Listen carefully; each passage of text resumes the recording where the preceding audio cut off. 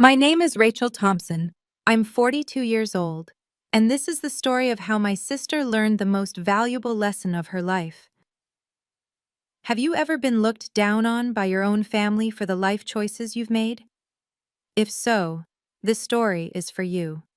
For 15 years, my sister couldn't stop reminding everyone that I'd wasted my MBA to become a farmer's wife. But at my daughter's wedding, in front of 200 guests, a truth emerged that silenced her forever. Before I continue, please take a moment to like and subscribe, but only if you genuinely enjoy this story. And let me know where you're watching from and what time it is where you are. It all started 3 months before my daughter Emma's wedding. David and I were in our kitchen, going over the guest list one more time when my phone buzzed. Victoria's name flashed on the screen. "Can't wait for the wedding," her text read. "I have a special surprise planned for Emma." My stomach tightened. Victoria's surprises were never just surprises. The morning of Emma's wedding arrived with perfect Oregon sunshine streaming through the vineyard's oak trees. Our venue, Willow Creek Vineyard, looked stunning with its rolling hills and neat rows of grapevines stretching toward Mount Hood in the distance. White chairs arranged in perfect rows, lavender bouquets marking each aisle, everything exactly as Emma had dreamed. David squeezed my hand as we did our final walkthrough. "Stop worrying about Victoria," he said, reading my mind as always. "This is Emma's day." But at 2 p.m., an hour before the ceremony, Victoria's Tesla pulled up the gravel drive. She stepped out in a designer dress that probably cost more than our monthly mortgage, her husband Robert trailing behind, looking uncomfortable in his tailored suit. "Rachel!" Victoria air-kissed me, her perfume overwhelming. "Oh my, how rustic. I suppose this is charming in its own way." She glanced at the barn where the reception would be held. "Very authentic. Very you." I forced a smile. "Emma loves it here." "Of course she does, sweetie. She grew up with simple tastes." Victoria's eyes swept over my dress, a elegant but modest navy blue number I'd found at Nordstrom Rack. "Is that what you're wearing?" Before I could respond, she turned to the wedding coordinator. "I need to speak with whoever's handling the speeches. I have something special planned for my niece." The coordinator looked at me questioningly. I nodded, though my chest tightened. Victoria pulled out an envelope from her purse, thick and cream-colored. "This is part 1 of my gift," she said, waving it mysteriously. "Part 2 comes during my toast." I didn't know then that her gift would change everything. As guests began arriving, Victoria positioned herself near the entrance like an unofficial greeter, making sure everyone noticed her. "Yes, I flew in from San Francisco," I heard her tell Emma's college roommate. "Had to push back a board meeting, but family comes first, doesn't it?" She intercepted our neighbors, the Johnsons. "Oh, you know Rachel from the farmer's market? How quaint. I keep telling her she could do so much more with that MBA. But some people prefer the simple life." David's jaw clenched as he adjusted his tie, the one Emma had given him that said "Father of the Bride" in small letters. His hands, permanently etched with soil lines despite scrubbing, trembled slightly. "Let it go," I whispered. "She's doing it again," he muttered, "making this about her." The MC, a young man named Tyler, approached us looking flustered. "Mrs. Thompson, your sister insists on giving a special toast. She says she's cleared it with you?" I hadn't, but Victoria was already beside us. "Of course it's cleared. I'm the bride's only aunt. I've prepared something inspirational for Emma." She handed Tyler a note card. "Make sure you introduce me properly. Victoria Mitchell, Senior Marketing Director at Technova Industries." Tyler glanced at me. The ceremony would start in 20 minutes. 200 guests were taking their seats. My father, 73 and recovering from hip surgery, was being helped to his chair by my mother. This wasn't the time for a confrontation. "Fine," I said quietly. "But keep it brief, Victoria." She patted my shoulder condescendingly. "Don't worry, sister. I know exactly what needs to be said." The way she emphasized "exactly" made my blood run cold. The ceremony was beautiful. Emma glowed as she walked down the aisle, her white dress catching the afternoon light. Her new husband, Marcus, teared up when she reached the altar. Even Victoria seemed moved, dabbing her eyes with a monogrammed handkerchief. But during the reception, as guests enjoyed their farm-to-table dinner, Tyler tapped the microphone. "Ladies and gentlemen, before we hear from the best man and maid of honor, the bride's aunt has requested to share some words. Please welcome Victoria Mitchell, Senior Marketing Director at Technova Industries." Victoria stood, smoothing her dress. The spotlight found her immediately. She'd positioned herself at the head table where everyone could see her. "Thank you, Tyler." She smiled, diamond earrings catching the light. "You know, watching Emma today reminds me of watching her mother at her wedding 20 years ago." A few guests smiled. This seemed harmless enough. Rachel was so young then, so full of potential. Victoria's voice carried perfectly through the speakers. Fresh out of Northwestern with her MBA, the world at her feet. We all had such high hopes. The temperature in the room seemed to drop. David's hand found mine under the table. Victoria wasn't done. As Victoria continued her speech, my mind flashed back through 15 years of moments just like this. Christmas 2010. "An MBA from Northwestern and you're doing bookkeeping for vegetables?" She'd laughed, wine glass in hand, while our extended family listened uncomfortably. Thanksgiving 2015. "I just closed a $1 million campaign," she announced, then turned to me. "Rachel, are you still counting carrots?" When I explained we'd just landed a contract with Whole Foods, she waved dismissively. "How nice. Local grocery stores need suppliers too, I suppose." Emma's high school graduation. "Maybe Emma should spend a summer with me in San Francisco," Victoria suggested loudly. "Show her there's more to life than dirt and farmers markets. No offense, David, but she needs to see successful people." David never responded to her barbs. His success spoke quietly. The third-generation farm he'd modernized, the sustainable practices he'd pioneered, the employees he treated like family. But Victoria only saw dirt under his fingernails. The worst was when she'd visited, once, 5 years ago. She'd stood in our doorway, refusing to come inside. "I'm allergic to all this," she gestured vaguely. "The smell, the dust. How do you live like this, Rachel? You had such potential."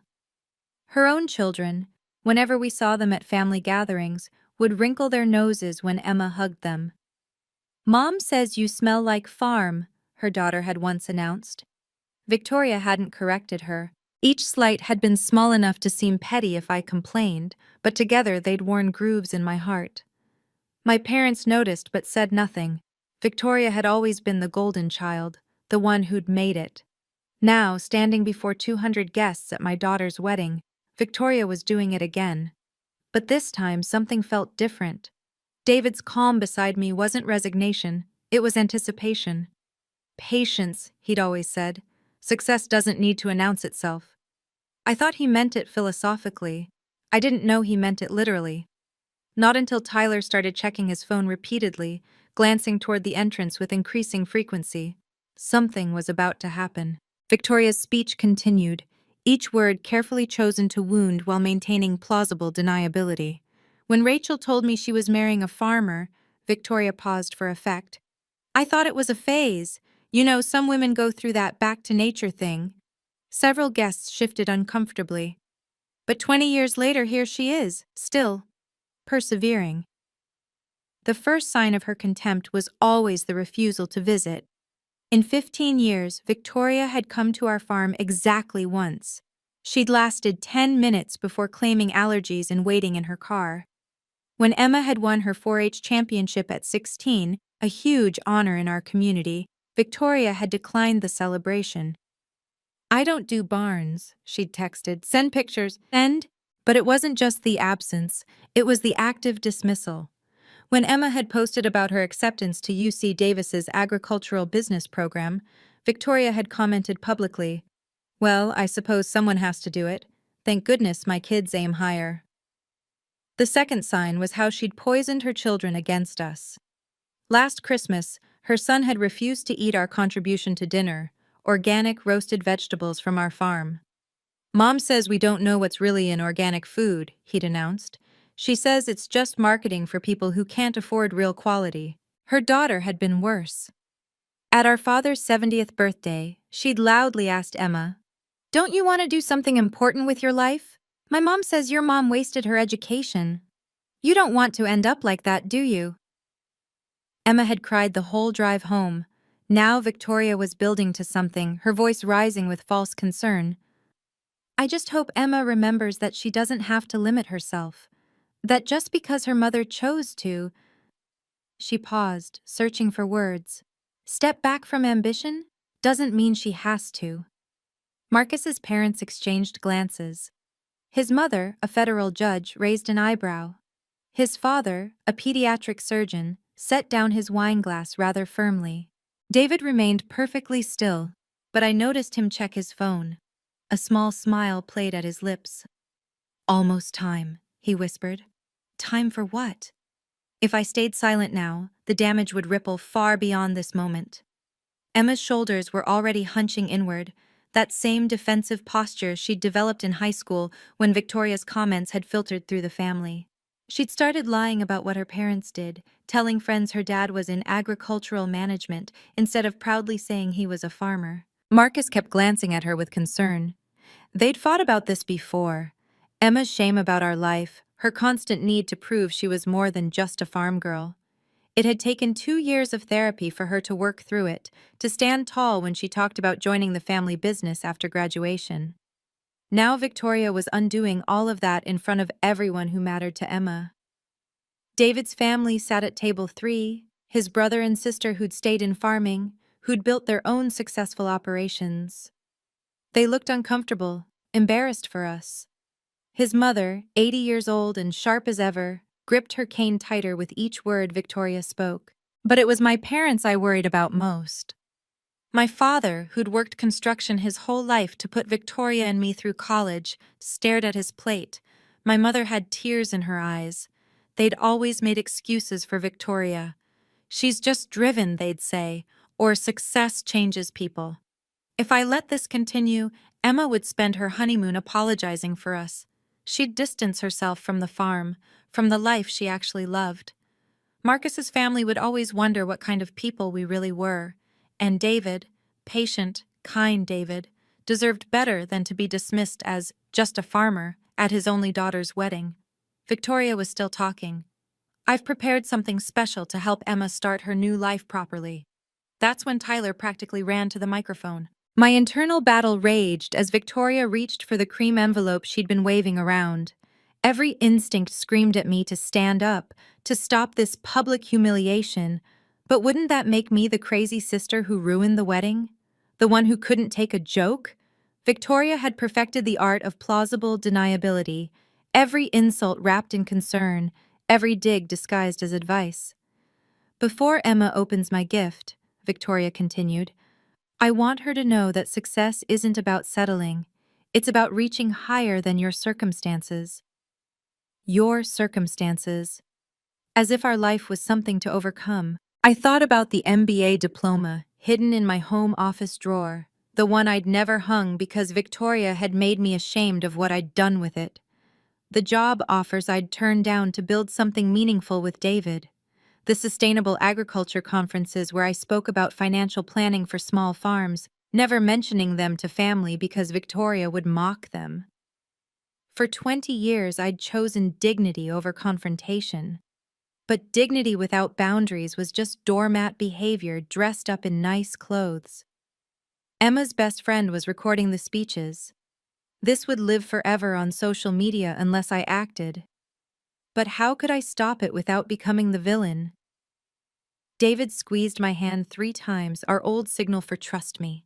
Tyler was now at Victoria's elbow trying to get her attention. "Ms. Mitchell, I'm sorry, but we need to pause." "In a moment," Victoria dismissed him. "This is important. Emma, sweetie, your mother chose love over success. That's sweet. But you don't have to make the same sacrifice." The word sacrifice hung in the air like a slap. Then Tyler grabbed the microphone. Victoria wrestled the microphone back from Tyler with a laugh that didn't reach her eyes. Just one more minute, young man. This is family business. She turned back to the crowd, her smile sharp as glass. Where was I? Oh yes, Emma's future. She held up the envelope. Inside this is a check, but more importantly, a letter of introduction to my CEO. Because unlike some people, I believe in opening doors, not closing them. The emphasis on some people while looking directly at me wasn't subtle.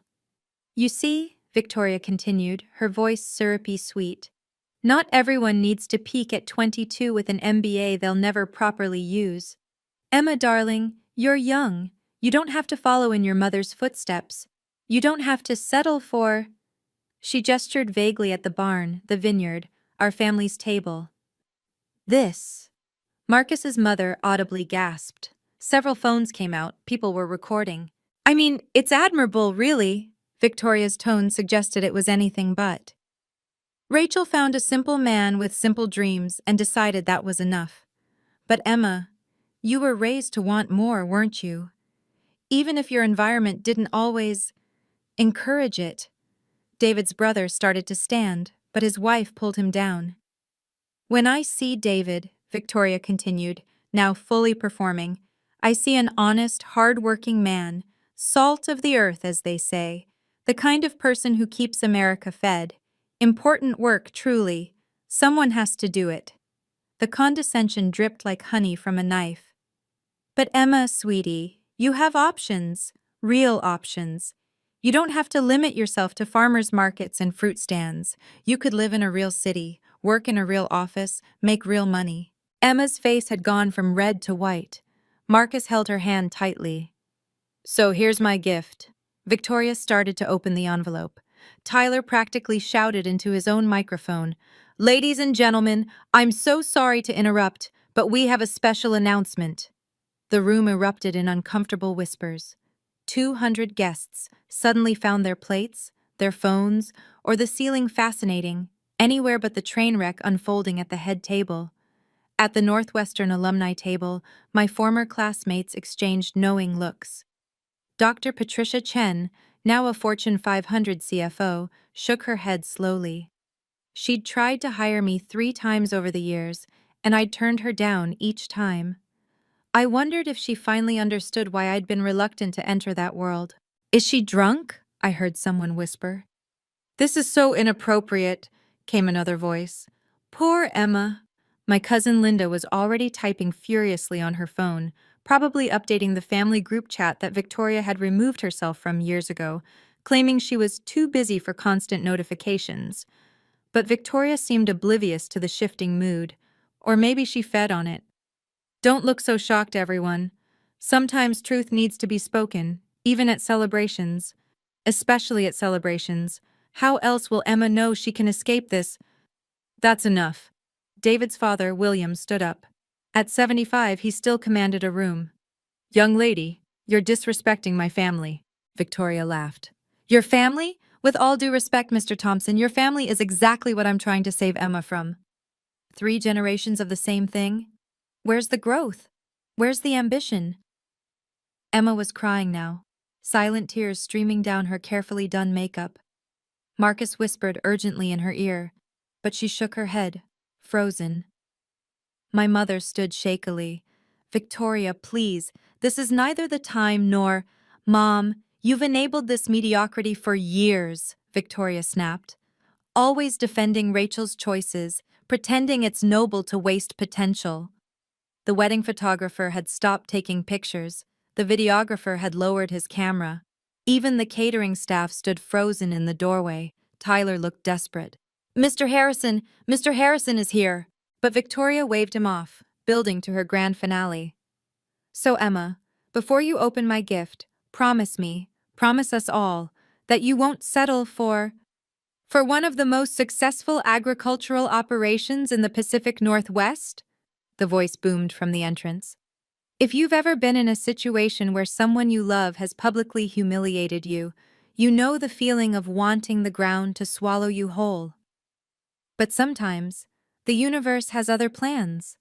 I want to know, have you ever had a moment where the truth shut down a bully? Drop a comment below and share your story. And if this story is resonating with you, please hit that like button and subscribe. It really helps other people find these stories who might need to hear them. Now, let me tell you what happened next, because this is where everything changed. 15 minutes before Victoria's speech, I'd noticed Tyler frantically checking his iPad, whispering with the catering manager. "The Ritz-Carlton group is running late," I'd overheard. "Mr. Harrison's flight was delayed." I hadn't thought much of it. We had several vendors attending: the florist, the photographer's assistant, the wine supplier from the vineyard. David handled those relationships. I managed the books. But now Tyler was practically bouncing on his feet, gesturing wildly toward the entrance. "Mr. Harrison, perfect timing. Ladies and gentlemen, please welcome Mr. James Harrison, Vice President of Procurement for the Ritz-Carlton Hotel Group." Victoria's hand froze mid-gesture, the envelope still unopened. "The Ritz-Carlton?" she said into the microphone, then seemed to realize she was still amplified. "What does that have to do with—" A distinguished man in his 60s walked in, followed by two younger executives. Despite their travel-rumpled suits, they commanded immediate attention. "I apologize for the interruption," Mr. Harrison said smoothly, though his eyes were fixed on Victoria with obvious disapproval. "We were delayed, but we couldn't miss celebrating with the Thompson family. After all, partners like them are rare." "Partners?" David stood up, shaking Mr. Harrison's hand warmly. They clearly knew each other well, very well. Victoria's smile flickered. "I'm sorry, did you say partners?" But Tyler was already back at his microphone, relief visible on his young face. "Yes, I've been trying to announce. Thompson Organic Farms has just signed an exclusive contract with the Ritz-Carlton Hotel Group." The room went completely silent. My cousin Linda's phone slipped from her hand, clattering on the floor. Victoria's envelope fluttered to the ground, forgotten. And David, quiet, humble David, picked up his wineglass with soil-stained hands and smiled. I'd missed the signs all week, too focused on Victoria's impending drama to notice David's quiet confidence, the way he'd smiled when Victoria's RSVP came in. "Let her come," he'd said simply. The mysterious phone calls he'd taken in the barn, always ending with, "Yes, the 15th works perfectly." The new suit he'd bought, not rented, for the wedding. "Emma deserves the best," he'd explained, but there'd been something else in his eyes. Even this morning, when I'd fretted about Victoria's surprise, he'd pulled me close and whispered, "Sometimes the best response is success they can't ignore." Now, as Mr. Harrison shook hands with David, I saw my husband differently.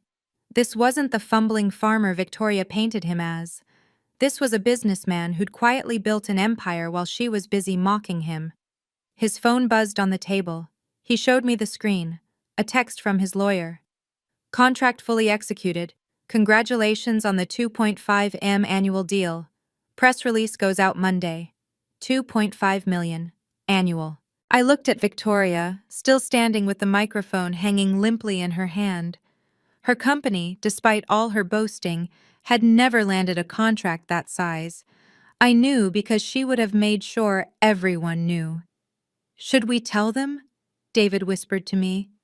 "Tell them what?" He smiled, that rare, full smile that made me fall in love with him 22 years ago. "Everything." Mr. Harrison had reached the microphone. "May I?" he asked Victoria politely. She stepped aside, her face a mask of confusion and growing dread. "Ladies and gentlemen," Mr. Harrison began, "I'm here to celebrate not just Emma's wedding, but a partnership that represents everything we value at Ritz-Carlton. Authenticity, quality, and genuine excellence." Victoria sank into her chair. Before Mr. Harrison could continue, Victoria found her voice. Perhaps it was desperation or just an inability to cede the spotlight, but she stood back up, grabbing Tyler's microphone. "This is lovely, really, but I was in the middle of giving my niece important life advice." Her voice had taken on a sharp edge. "Emma doesn't need to hear about vegetables on her wedding day." "Vegetables?" Mr. Harrison's eyebrows rose. "Madam, Thompson Organic Farms provides exclusive heritage produce to 17 of our properties. Their heirloom tomatoes alone are featured in our Michelin-starred restaurants. Victoria's laugh was hollow. I'm sure that's nice, but Emma has real potential. She doesn't need to waste her life playing in dirt like her father? David's voice cut through the room. He rarely spoke at gatherings, and never to confront. Everyone turned. He stood slowly, his weathered hands flat on the table. The dirt you're so disgusted by, Victoria? It's made us millions. The farm you won't visit? It employs 43 people year-round. The life you think Emma should escape? It's putting her through college debt-free and funded this entire wedding without touching her trust fund. Trust fund? Victoria's face went white. What trust fund? The one I set up when she was 5, David said calmly. Right after we landed our first major contract. You know, back when you were still an intern, telling everyone I'd never amount to anything. The room was so quiet you could hear the vineyard's fountain outside. But please, David continued, his voice steady but firm, continue telling our daughter she should be ashamed of where she comes from. Tell her to be like you, leveraged to the hilt, 3 mortgages on a penthouse, leasing cars you can't afford, all to maintain an image. How dare you? Your husband told me, David said simply. Robert asked for financial advice last month. Seems your company isn't doing as well as your Instagram suggests. Victoria's hands shook. The envelope, her grand gift, lay forgotten on the floor. Emma stood up, her voice small but clear. Aunt Victoria, please stop. The silence that followed was suffocating. 200 guests held their collective breath, witnessing the kind of family drama usually reserved for reality TV. Victoria stood frozen, her designer dress suddenly looking like costume armor that had cracked. Her mouth opened and closed, but no words came. For someone who always had a cutting remark ready, the silence was deafening. Marcus's mother, the federal judge, set down her napkin with deliberate precision. The small gesture somehow felt like a gavel falling. Robert, Victoria's husband, had his head in his hands at their table. Their 2 teenagers stared at their phones, probably hoping to disappear. My father struggled to his feet, leaning heavily on his cane. Victoria, he said quietly, but his disappointment echoed through the barn. Your mother and I raised you better than this. She turned to him, desperate. Dad, I was just trying to… To what? Humiliate your sister? Shame your niece? Destroy a wedding? His voice broke. What happened to you, sweetheart? That's when Emma moved. My quiet, people-pleasing daughter walked straight to Victoria and gently took the microphone from her hands. Aunt Victoria, Emma said, her voice stronger now. I'm not ashamed of where I come from. I'm joining the family business because I want to, not because I have to. I have a trust fund that could pay for any life I choose, but I choose this one. She turned to address the room. I choose to work with my hands. I choose to feed people. I choose to build something real, not just a LinkedIn profile. A few guests began to clap, but Emma raised her hand. Wait, she said. There's something else everyone should know. Tyler was already moving, practically running now with his iPad. Ms. Thompson, should I… Emma nodded. Go ahead, Tyler. He cleared his throat, his young voice carrying surprising authority. Ladies and gentlemen, before we continue, there's one more announcement about Thompson Organic Farms. Tyler's voice rang clear through the barn's sound system. Ladies and gentlemen, it's my honor to announce that this wedding's entire organic menu, every vegetable, every herb, every edible flower, has been provided by Thompson Organic Farms, the exclusive agricultural partner for the Ritz-Carlton Hotel Group's Pacific Northwest properties. He paused, letting that sink in. The heirloom tomatoes in your salad? They're served at 3 Michelin-star restaurants. The microgreens? Flown weekly to properties in San Francisco, Seattle, and Vancouver. The heritage carrots you just enjoyed? They have a 6-month waiting list. Mr. Harrison stepped forward, his presence commanding. If I may add, he said, taking Tyler's microphone with practiced ease, Thompson Organic Farms isn't just a supplier. They're pioneers. David Thompson's sustainable farming methods are being studied by agricultural universities across the country. His soil restoration program has won 3 environmental awards, and his wife Rachel's innovative financial planning model for small farms. It's now taught at Northwestern's business school. Northwestern, my alma mater, the one Victoria said I'd wasted. In fact, Mr. Harrison continued, looking directly at Victoria, we just signed a $2.5 million annual contract with Thompson Farms. That's our largest agricultural partnership in the company's history. We don't partner with simple farmers, Ms. Mitchell. We partner with visionaries. The room erupted. Applause started at Marcus's family table and spread like wildfire. Someone whistled. My former MBA classmate stood up, clapping. Dr. Patricia Chen raised her wineglass to me and mouthed, "Now I understand." David's family, those simple farmers Victoria had dismissed, smiled quietly. They'd known all along. David's mother winked at me, but the final blow came from an unexpected source. "Actually," said a woman at table 12, standing up, "I should introduce myself. I'm Jennifer Walsh from Forbes. I'm here as Marcus's family friend, but I'm also doing a feature on agricultural innovators. Mr. Thompson, we've been trying to reach you for months. Your operation is exactly what we're looking for. Proof that sustainable farming can be more profitable than industrial agriculture." Forbes. The magazine Victoria had been desperately trying to get mentioned in for 5 years. Victoria's legs seemed to give out. She sank into her chair, the cream envelope still on the floor, forgotten and irrelevant. "The contract value is public record," Mr. Harrison added kindly but firmly. "So there's no need for speculation or embellishment. Thompson Farms earned every penny through excellence, not networking parties or PowerPoint presentations." The dig at Victoria's world was subtle but unmistakable. Emma picked up the fallen envelope and handed it back to her aunt.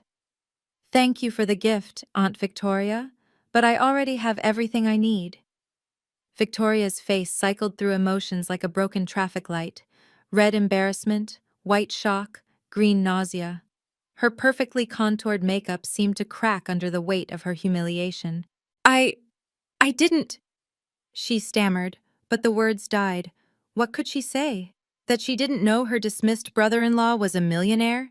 That she'd been mocking people who out-earned her by millions? Robert finally stood, moving to his wife's side. "We should go," he said quietly. "No." The voice was David's mother, Margaret Thompson. At 80, she rarely spoke at gatherings, but when she did, everyone listened. "Victoria needs to hear this." She stood carefully, her son rushing to steady her. "Young woman, I've watched you belittle my family for 15 years. You called my grandson backward for joining 4-H. You told my granddaughter she'd never matter if she stayed in Oregon. You've acted like money earned in a city is somehow cleaner than money earned from soil." Margaret's voice grew stronger.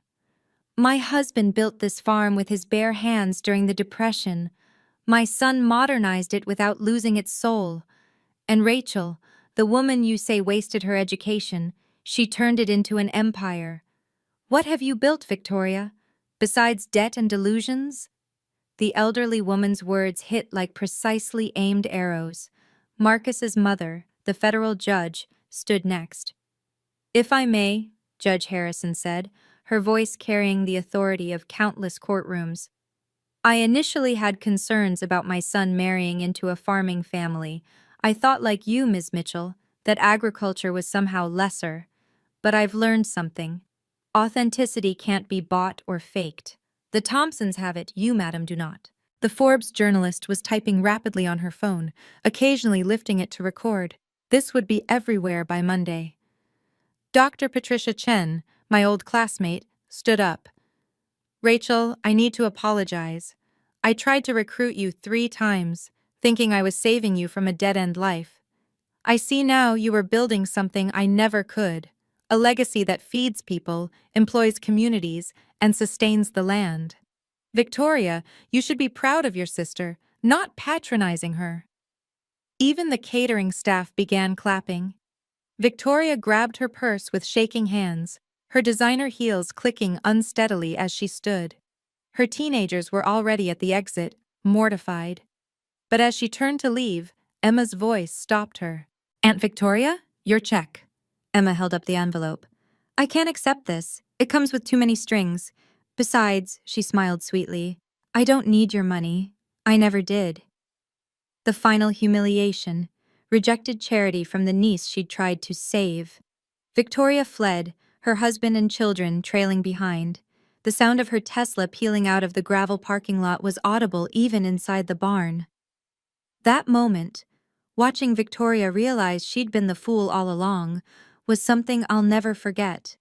But the story doesn't end there. If you've ever had someone underestimate you only to later discover your true worth, type karma in the comments below. I'd love to hear your story of quiet success. And if you're finding value in this story, please remember to like and share it with someone who needs to hear that success doesn't always look like a corner office or a designer suit. Now, let me tell you what happened 2 weeks later, because that's when Victoria's carefully constructed world came crashing down. After Victoria's dramatic exit, the barn fell silent. 200 guests waited to see how we'd handle this disaster. This was my moment to gloat, to finally unleash 15 years of suppressed comebacks. Instead, I stood up slowly, taking the microphone Tyler offered. "I want to apologize to all of you," I began, my voice steady. "Family drama doesn't belong at a wedding. Emma and Marcus deserve better." "Mom, no," Emma started, but I smiled at her. "But since we're being honest," I continued, "let me share something. Success isn't about what you earn or where you live. It's about being able to sleep peacefully, knowing you've built something real. It's about employees who become family, customers who become friends, and work that feeds people, literally and figuratively." I looked at the Forbes journalist. "Ms. Walsh, if you want a story, here it is. American agriculture isn't dying. It's evolving. And it's being led by people like my husband, who respects tradition while embracing innovation." David stood beside me, his hand finding mine. "We're not perfect," I said. "We've made mistakes, taken risks that didn't pay off, had lean years where we questioned everything. But we've never had to pretend to be something we're not. We've never had to tear others down to feel tall." Mr. Harrison nodded approvingly from his table. "As for my MBA," I smiled, "I use it every day. I've turned a third-generation family farm into a multi-million-dollar sustainable agriculture business. I've created financial models that help small farms survive against corporate agriculture. I've consulted for farms across 3 states. That's not waste, that's purpose." I turned to Emma and Marcus. "This is your day, your beginning. Don't let anyone, family or otherwise, make you feel small for choosing happiness over appearances." Then I did something that surprised even me. "We're also announcing that Thompson Farms will be donating $50,000 to the Oregon Agricultural Scholarship Fund, specifically for students who've been told farming isn't a real career." The applause was deafening, but I wasn't done. "And Victoria," I said, knowing she was probably still in the parking lot, "when you're ready to have a real conversation without the performance, you know where to find us. We'll be in the dirt, building something that matters." Through the barn's open doors, we could still see the parking lot. Victoria's Tesla hadn't left yet. It was stopped at the exit, hazard lights blinking. Robert appeared in the doorway, his face flushed with embarrassment. He walked straight to our table, ignoring the stares of 200 guests. "Rachel, David," he said quietly, "I'm deeply sorry. She's not well.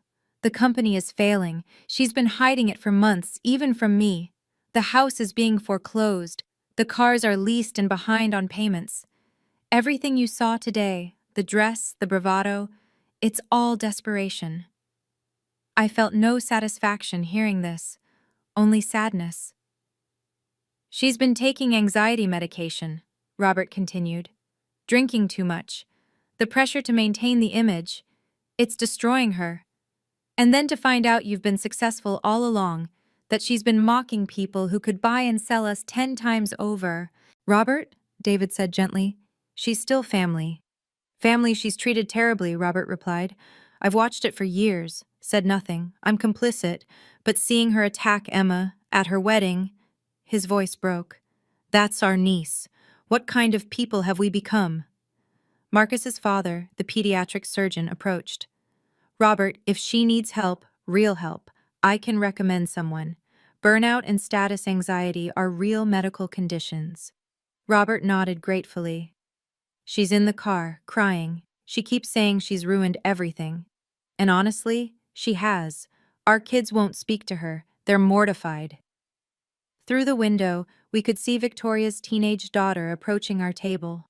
She looked exactly like Victoria had at that age, before the ambition turned toxic. Aunt Rachel, she said quietly. I'm sorry about Mom. She's not really like this. Or maybe she is, but it's gotten worse since the company started failing. She's been so scared of anyone finding out.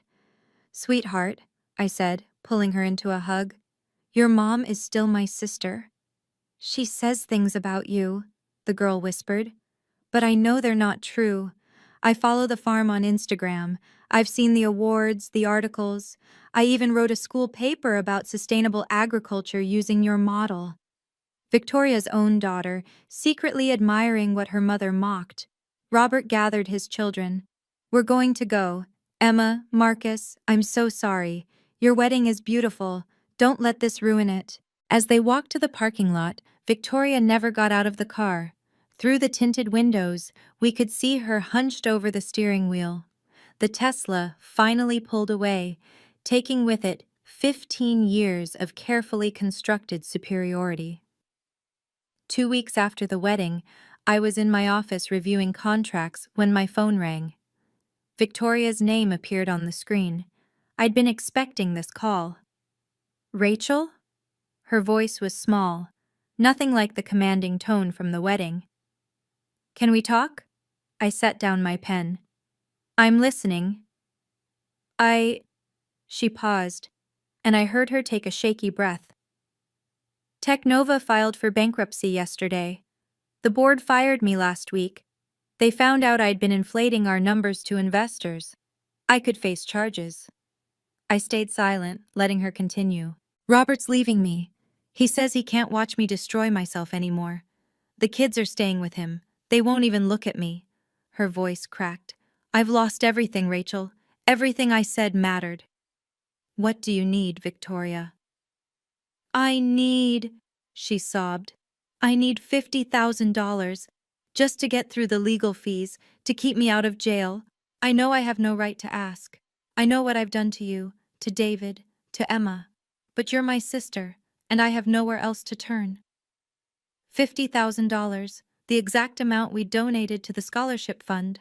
I saw the Forbes article, she continued desperately, about your success, the contract with Ritz-Carlton.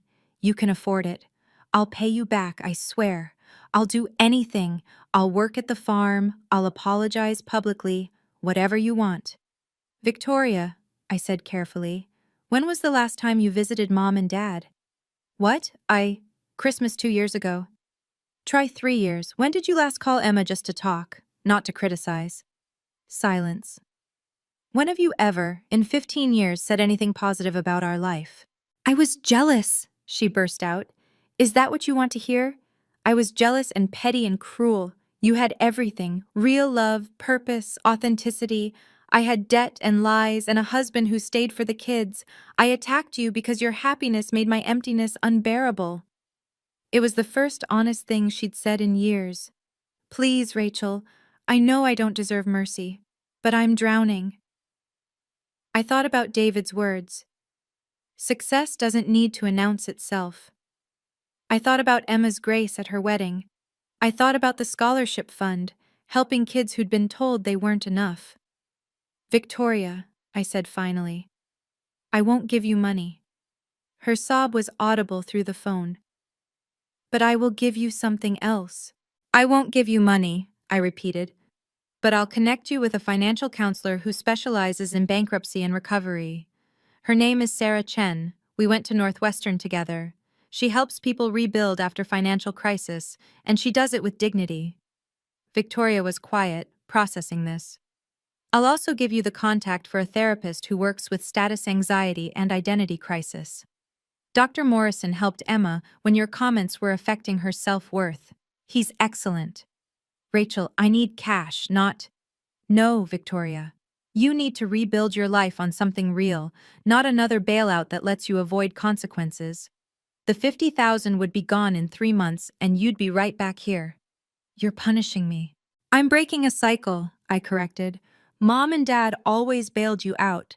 Every bad investment, every overspend, they covered it. It didn't help you. It enabled you. She was crying now, ugly sobs that reminded me of when we were children and she'd skinned her knee. But I could go to jail. Sarah will help you negotiate with prosecutors. If you're honest about your mistakes, you'll likely get probation and restitution, not jail time. But you have to be honest, Victoria. Completely honest. No more image management. You have millions and you won't help your own sister? I am helping you, just not the way you want. I pulled up Sarah's contact information. Sarah charges on a sliding scale. Dr. Morrison does too. I'll cover those fees. They'll probably total about 5,000 over 6 months. That's my offer. 5,000 in therapy instead of 50,000 to save me? Yes, because therapy might actually save you. The money would just delay the inevitable. David walked into my office, having heard most of the conversation. He nodded supportively. There's one more thing, I added.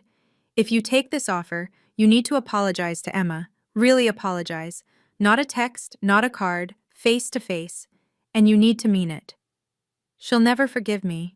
You might be surprised. Emma has more grace than both of us combined. But that's her choice to make, not yours to assume. Victoria was quiet for so long I thought she'd hung up. Finally, she whispered, "Send me the contacts." Victoria? What? When you're ready, really ready, you're welcome at the farm. Not as a visitor looking down on us, but as family willing to get their hands dirty. She hung up without responding, but for the first time in 15 years, I had hope we might actually be sisters again someday. 6 months have passed since that phone call. Victoria took the help I offered, the real help, not the enabling. Sarah Chen told me Victoria was the most difficult client she'd ever had, but also the most determined once she accepted reality. The therapy with Dr. Morrison uncovered what we'd all suspected. Victoria had built her entire identity on external validation. When that crumbled, she had nothing. But slowly, painfully, she's been rebuilding. She's working now, not as a senior director, but as a marketing consultant for small businesses. Her first client? A family-owned bakery in Portland. She called me crying after her first day, saying, "They were so grateful for my help, actually grateful, not just impressed." Emma met with her last month. I didn't push, didn't arrange it. Emma chose to reach out after Victoria sent a genuine 3-page handwritten apology. They met for coffee, just an hour, but Emma said it was the first real conversation they'd ever had. She asked about my work at the farm, Emma told me afterward. Like, really asked. Wanted to understand our crop rotation, our sustainability practices. She even took notes. The boundaries I set weren't cruel. They were necessary. Love doesn't mean accepting toxic behavior. Family doesn't mean enabling destruction. Sometimes the kindest thing you can do is refuse to participate in someone's self-destruction. David and I have expanded the scholarship fund. We now sponsor 5 students annually, specifically those from families where their career choices aren't understood or valued. Each one reminds me that success isn't about the height of your building, but the depth of your roots. Victoria hasn't visited the farm yet. She's not ready, and neither are we. Trust takes time to rebuild, and some wounds need space to heal properly. But she sends Emma agricultural articles now, with notes like, "Thought this might interest you," instead of, "You should do this." Robert didn't leave her, despite his threat. They're in counseling, selling the penthouse, moving to a modest apartment. Their kids are slowly warming back up to her, especially after she admitted her mistakes to them directly. The wedding video went viral. Someone had live-streamed the whole confrontation. We got hundreds of messages from people sharing similar stories of family members who confused net worth with self-worth. It started conversations about success, authenticity, and the courage to live unglamorously. But the most important lesson? Sometimes the best response to someone's contempt is simply living well, without apology or explanation. That's where our story stands today. Victoria is learning that respect can't be bought, only earned. She texts me sometimes, not to brag or criticize, but to share small victories, a client's success, a therapy breakthrough, a genuine moment with her kids. Last week, she sent a photo from a farmer's market. "Bought organic tomatoes," she wrote. "Thought of you." It wasn't much, but it was honest. The farm continues to thrive. We're expanding to supply Ritz-Carlton properties nationwide. Emma's working on a sustainable agriculture program for young farmers. David still has dirt under his fingernails, and I still wouldn't have it any other way. Success, I've learned, isn't about proving others wrong. It's about proving yourself right. It's about building something that matters, even if others can't see its value. It's about choosing authenticity over appearance every single time. And sometimes, just sometimes, the universe provides a moment of perfect clarity where truth stands up in front of everyone and refuses to be ignored. That moment at Emma's wedding wasn't about revenge. It was about revelation. And in the end, it might have saved my sister's life. Thank you for staying with me through this story. If you've ever had to set boundaries with toxic family members, I'd love to hear how you did it. Was I too harsh with Victoria? Not harsh enough? Leave a comment below and let me know. If this story resonated with you, please like and subscribe. Share it with someone who needs to hear that their worth isn't determined by someone else's narrow definition of success. What's your definition of real success? I'm genuinely curious to know. Drop your thoughts in the comments.